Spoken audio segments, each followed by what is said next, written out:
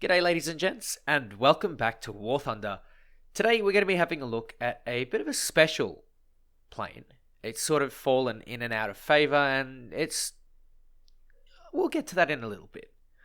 This is the Super Mystere 2C. The 2C for the longest time ever sat at 9.0, and it basically got raffle stomped. There was pretty much nothing you could do.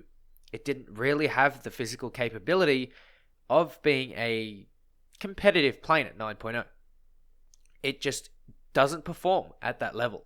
It's not a 9.0, never has, and it never will be worthy of 9.0. In fact, it's more worthy of 8.7 or perhaps 8.3. But at the time being, it is an 8.7. And 8.7 isn't really that bad a spot for it. As you can see, I am on Korea, and I'm pretty much in a rough down tier. Taken off the Chad way, which is a way that pretty much every jet can take off with, even this thing, which does not accelerate at all. It is a difficult jet to play. I will not doubt that, and I spent a lot of time trying to learn it, and only now that it's been down tiered, it seems to be playable. It's no longer constantly getting stomped on, and occasionally it has the chance to face a 7.7. At the moment, I think it fighting at around an 8.0 level, meaning basically anywhere between 7.3 and 9.0, is pretty balanced for it. Overall, I really don't think this plane should be seeing anything supersonic like the F100, and I really don't think that this plane should be seeing things that have afterburners as well to some extent. Perhaps this is just a facet of BR compression, and this is something that we'll have to live with until the next battle rating changes, when we can, get some stuff together. But for now, what I'm doing is I'm making the most of what I have. The Super Mystere does retain energy quite well because it doesn't pull as hard. If you look at a plane like the F100 or the T2, they tend to have really large tail surfaces which pull very, very hard, and when you pull, you lose a lot of speed. This particular plane doesn't really have that issue, so despite it not really having the best acceleration, it still has some capabilities in that respect. What I'm doing in this particular match is I'm climbing in a jet, and it doesn't look like it at first, but you can see now that I've put myself up into a zoom climb, I'm able to get some altitude and still retain the speed that I need when I eventually get to said altitude. I am bleeding speed, but I've built up enough speed in the straight line to give me enough when I get to altitude. And you don't need much altitude in jets. You only need 2,000 or 3,000 meters at the most.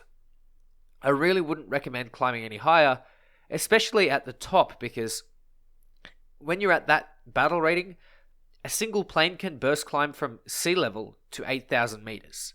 So climbing really isn't a great strat. What you want to do if you want to avoid battles at the start is go off to the side. And that's exactly what I've done. However, it's kind of put me in a precarious situation. You'll see in a little bit, while I'm engaging this Banshee, I'm bleeding my energy a little bit, but I'm keeping my turn nice and broad, waiting to see what the F2H does. And it seems like he's going in a straight line, which is good news for me, and then he decides to turn. But there's no time to rest. I have another F2H Banshee coming in towards me. He decides to pull away and then fly underneath me. I get a critical hit, and soon he'll end up crashing into the mountain. I've got a MiG-15 behind me, and that's no problem. I put myself into a slight vertical, roll around, prepare for the reversal, and I miss. Unfortunate, but, I'll take it. It sucks, but I'll take it. This plane is now starting to, lay the hurt on me. This plane is really bad in a defensive situation, because if you need to bleed energy, you can't get it back very easily. So what I'm doing is I'm trying to drag the enemies out, trying to outrun a couple of them so that I don't have to deal with all of them at once. If I can deal with maybe one or two, maybe, but it's really not happening. The Banshee is pulling away, but the MiG-15 and the LA-15 are hot on my tail, and there's not a whole lot that I can really do except go to bleed the energy. And I'm not even using flaps for this. I don't need to use flaps. I don't need to use my air brake. You just turn. You bleed so much energy when you turn in any plane that you can really, really waste some energy. But if you lose enough energy at the right time, you can use it to get off reversals. And if you keep some of that energy, then you can go in a straight line and perhaps lose one or two enemies. You can see this LA-15 is coming in for another go, and the MiG-15 doesn't really seem to be interested. Looks like it's pulled off. So the LA-15 is all mine now. I'm putting myself into a couple more aggressive maneuvers. I'm using my rudder this time. I'm still bleeding energy, but I'm not using air brakes or flaps. I'm making sure that I stay out of his guns. I know that his rudder isn't really good, so I'm using that to my advantage. And you can see that I've just managed to get him to overshoot, and here he goes. I don't take the shot because I don't think I'll get it, and I need to conserve my ammunition. But I go in for another couple of quick shots, and yeah. Boy. What do I do? There's not a whole lot I can do about that, and it's quite frustrating. Personally, I think if someone crashes, the person nearest to them should get the kill. So, for example, if you collide with someone, it should both count as a kill. If you collide with the ground, it should count as a kill to the nearest person. I really, really don't like that. It's fine if you J out, because Jing out, you actually have to physically do it. I understand that crashing can be accidental, but this frustrates me a little bit, just a little bit. But regardless, there's a Venom and a MiG-15 that I need to take care of, and I really don't have a whole lot of speed. Plus, these guys are both 8.7s, and my plane, honestly, it performs more like an 8.3. But I can see that the MiG isn't really paying attention to me, or wasn't at the time, so I go in for the vertical, and then I see him right behind me. But that's alright, because he's picked up enough speed in the vertical to miss me. He then rolls over and continues the scissor. I thought he was going for the vertical, but this is really good news for me, because that means that he's wasting all of his energy. And what I'm not doing is wasting mine. I pop my flaps, and I go for a couple of speculative shots. I miss it first, and then finally, the 30mm defers land home, and I manage to get myself my third kill. What you can do in this plane is play reasonably safe. You don't really have to play super fast, you don't play aggressively, you don't play super passively either. You sort of try and take a 1-on-1 or a 2-on-2 and go from there. You use your energy and your speed. The plane is a bit of an all-rounder.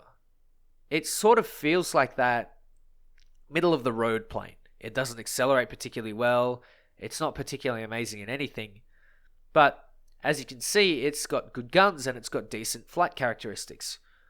You can see now I'm chasing down a B-57. The one behind me gets a couple of shots. I managed to shoot this one down before he crashes into the ground. Not sure if that was a kill steal or not. I didn't think it was at the time, and I still don't think it is, but now I'm facing off with the B-57 with guns.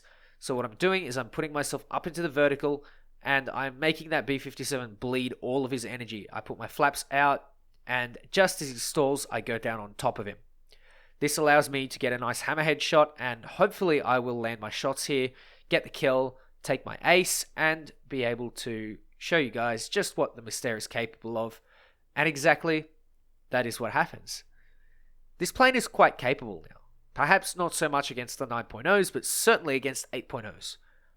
I would say that this plane still performs at an 8.3 level, and should be at 8.3, but it is still, at this battle rating, much more capable than it was at 9.0. At 9.0, you'd be facing things like the MiG-19, you still face the Hunter F6, you still face the F-86K, you still face the G91s, especially the YS, particularly the YS, but it is at least capable against most of these things, even the F-86K.